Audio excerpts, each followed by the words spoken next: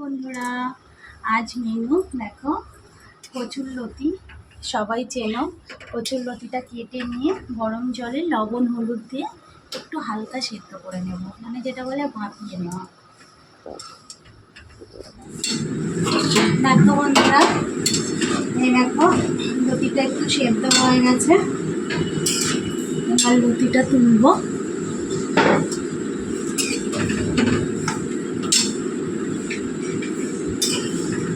আর একটু হবে, অল্প একটু হবে। এই দেখো দেখো বন্ধুরা, হালকা একটু ভাপ দিয়ে আমি এটা তুলে নিচ্ছি। সবাই আবার ভাজা খেতেও ভালোবাসে অনেকে, কিন্তু আমার একদম পুরো ঘেটে দেবো এটা, পুরো দেখবে তেলের ওপরে দিয়ে সেই কচু শাকের মতন রান্না হবে। আমার এটা বেশ ভালো লাগে, আর আমার বড় মেয়ে তো ফেভারিট। এটা দিলে ব্যাস আর কিছু লাগবে না। দিয়ে দিয়েছি কড়াইয়ে। এবারে একটু, যারা রসুন খাও, আমি খাই না তবু আজকে একটু দিলাম রসুন, আদা টমেটো বাটা। দেখো আদা টমেটো বাটা,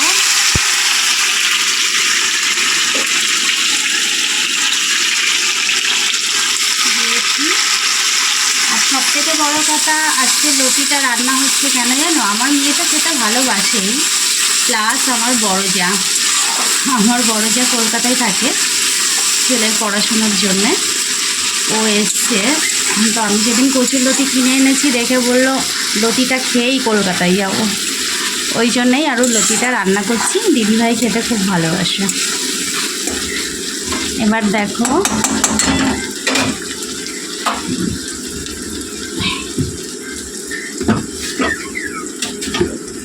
এবার একটু হালকা লবণ,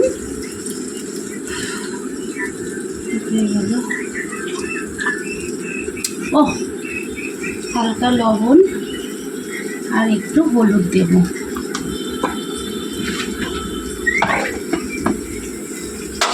রান্নাঘরটা এতটাই ছোট, ঘোরাফেরা করা যায় না। এই দেখো, আর মশলাটা একটু কষে নিয়ে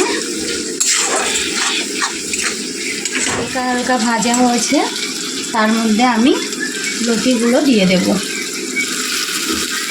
খাও বন্ধুরা, তোমরা কচুরলতি কে কে খাও আমাকে কমেন্ট করে জানিও।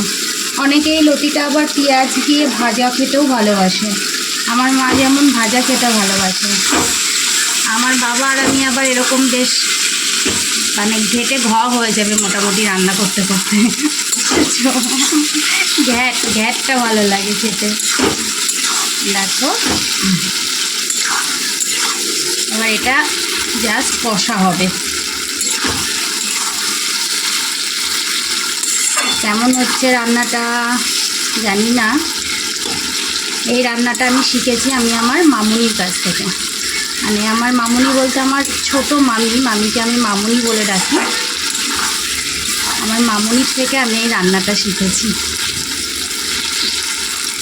দেখো, সাথে থাকো লাস্ট অবধি, দেখো কেমন হয়। দেখো বন্ধুরা, দেখেছো এটা কেমন হয়েছে।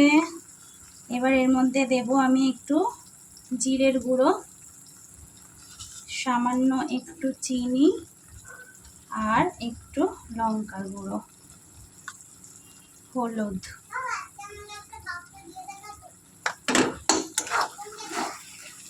আর একটা মশলা যাবে, একটু ধনের গুঁড়ো দেব, নাহলে টেস্ট হবে না। দেখো জিনিসটা কেমন চলে এসছে, দেখতে পাচ্ছ।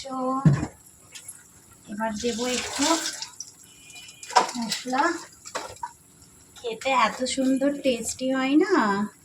এই দেখো দিয়ে দিলাম। এবার এটা একদম কষা কষা হয়ে যাবে পুরো। আর এটাতে একটু তেল লাগে, তার জন্যই আমি তেলটা দিয়েছি। তেল না হলে কচু বলো, কচুর যে কোনো আইটেম একটু তেল দিয়ে করলে বেশি ভালো লাগে। দেখো পুরো এটা কষা হয়ে কালারটাই পুরো অন্যরকম চলে আসবে। আর এটা দিয়ে গরম ভাত, ব্যাস, জাস্ট আর কিছু দরকার নেই। একটু গরম ভাত হবে আর কচুরলতি, আর তার মধ্যে এর মধ্যে যদি একটু চিংড়ি মাছ পড়তো, যেহেতু আমার বর চিংড়ি মাছ খায় না, ওই জন্যে চিংড়ি মাছ দিইনি, কারণ ও খেতে ভালোবাসে এই জিনিসটা, সেই কারণে চিংড়ি মাছটা দিলে তো ও খেতে পারবে না। দেখো, দেখছো পুরো একদম ঘেটে গেছে। একটু তেল বেশি, সবসময় বলেছি কচুর জিনিসটাতে একটু তেল বেশি লাগে। দেখছো প্রায় হয়েই গেছে, আর একটু জাস্ট হবে।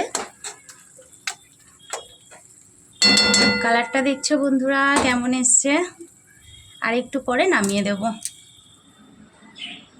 দেখো বন্ধুরা, রেডি।